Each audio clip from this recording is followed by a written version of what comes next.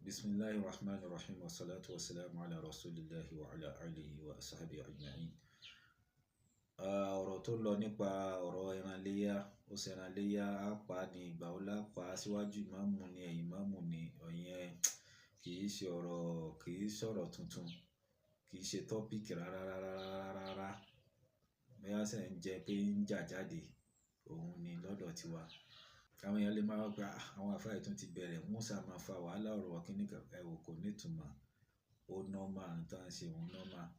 Ọ̀rọ̀ mímọ̀, ọ̀rọ̀ ẹ̀sìn ni. Kò ṣe pé wọ́n bára wọn jà, wọ́n bára wọn jà. Ẹnu àkíyèsí tí mo kàn fẹ́ pe Dr. Sharaf sí, òun ni wípé mo rí post kan láàárọ̀ yìí tí kan nú àwọn ọmọ kí wọ́n gbé jáde. Kí ni tọ́pìkì rẹ̀? Ó ní ẹ̀yin àfáà wọ̀nyí, ẹ lọ farabalẹ̀, dókítà jù yín lọ. Kíni ẹ wá fọwọ́ kàn mí lẹ́mi díẹ̀ pé okay, ṣé mo jù ọ́ lọ, mi ò jù ọ́ lọ, òun là ń jà sí ṣá. Torí bí tẹ́lẹ̀ tún gbé lọ, ó tún yàtọ̀. Dókítà tẹ́ ẹ bá sì ṣètè pé àkíyèsí wọn, tí ẹ̀yin náà rírú ẹ̀ tẹ́ ń dákẹ́, ó mà lè da iṣẹ́ yín nù níwájú Ọlọ́run. Kó já sí pé gbogbo wàhálà tẹ́ ń ṣe yìí torí pé kẹ́ ẹ ṣàfihàn pé ẹ ju àwọn èèyàn lọ ní. Ìyẹn ò bójúmu, kò bójúmu. Ẹ pé gbogbo àwọn ọmọ kéwú yín àbáwọn olólùfẹ́ yín tí wọ́n bá ń kọ topic tẹ́ ẹ bá ti rí, àbí wọ́n pè yín ṣàkíyèsí pé ó rí báyìí, ẹ pè wọ́n, àbí kẹ́ ẹ sọ síta pé ìran iṣẹ́ burúkú o. Iṣẹ́ tó lè da iṣẹ́ èèyàn nù níwájú Ọlọ́run ni kó já sí pé àṣé gbogbo wàhálà tí Dr. Sharaf ń fà látijọ́ yìí pé òun ṣàfẹ́ ṣe, ó ṣàfẹ́ dúró lò pé òun làáfáà gbà. Òun kọ́, ẹ dákun ẹ lọ ṣe àtúnṣe sí àárín yẹn. Ọ̀rọ̀ mi ò ń pọ̀ lórí social media rárá. Tọ́pìkì kan àbí pọ́ìntì méjì tí mo bá ti rí, tí mo bá ti pè yàn ṣàkíyèsí, ẹ̀ẹ̀kan tí mo bá ti pè ṣàkíyèsí yẹn náà ni tọ́lọ́run bá ní ó kàn lára kó gbọ́. Falillahil hamd. Tí ò bá sì kàn lára kó gbọ́, mo ti ṣe páàtì tèmi nínú ọ̀rọ̀ ẹ̀sìn. Kọ́lọ́run kó gbà ní ìbádà ní ẹlẹ́ẹ̀kejì dókítà tí mo fẹ́ pè yín sí àkíyèsí rẹ̀. Dr. Sharaf, èyí tí mo fẹ́ pè yín sí àkíyèsí rẹ̀. Ṣé rí tí èèyàn bá ti ń sọ̀rọ̀ lọ, tó bá dé àárín kan, ọ̀rọ̀ máa ń jù yàn lọ.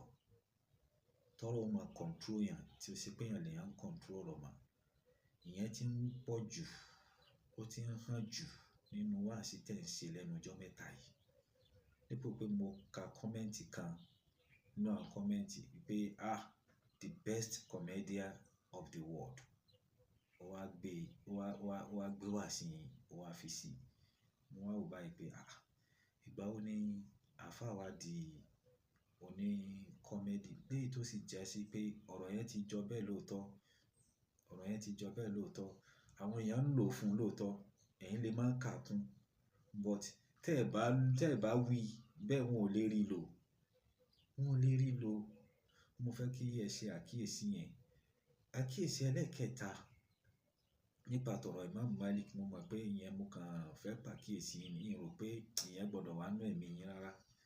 Kò gbọ́dọ̀ tí ẹ ṣe sí nínú ẹ̀mí yín láti pé ẹ fẹ́ tàbùkù Imam Malik rahimahullahu ta'ala. Lórí tí ẹ má jẹ ǹtàn yìí o, bí ẹ bá ti ń tàbùkù tábì'in, àbùkù sàhábà ní ń ta o. Bí ẹ bá sì ti ń tàbùkù sàhábà, kò ṣẹ̀ṣẹ̀ ní ìdí ìgbà pé kó máa tàbùkù Ànábì Muhammad sallallahu alayhi wa sallam. Àwọn tó so mọ́ Ànábì náà ló ń ta ní àbùkù. Wọ́n lẹ́ni ó bá na ẹran ọba, ẹran òun kọ́ ló nà, ọba ni ó nà. Gẹ́gẹ́ bí Yorùbá ti máa ń sọ, mi ò rí bí tá ti na ọba ní àárín. Àmọ́ húrímà pé ọba ló lẹ́ran tó nà, só lè bọ̀wọ̀ pé ọba ló ní ara rẹ̀ ni. Torí bẹ́ẹ̀ ṣe fẹ́nu pé Imam Malik yẹn, ọ̀rọ̀ yẹn kù díẹ̀ káàtó kẹ́ sọ pé ìwọ Malik wá sọ wípé dókítà, ọ̀rọ̀ yẹn kù díẹ̀ káàtó. Mo sì mọ̀ pé dájúdájú ní ẹ̀mí tí yín náà ẹ ti ṣe ìstìdírọ́kù ọ̀rọ̀ yẹn. Mo mọ̀ pé ẹ lè sọ pé kí ló wà bí kí ẹ ṣe wọ́n pokọ kíní sàhábà, wọ́n pokọ kíní. Bẹ́ẹ̀ ni mo ti gbọ́ yín yé fa. Wallahi dispute ọ̀rọ̀ yín. àmọ́ ahọ́n tí Lárúbáwá fi ń sọ̀rọ̀ kọ́ ni Yorùbá fi ń sọ̀rọ̀.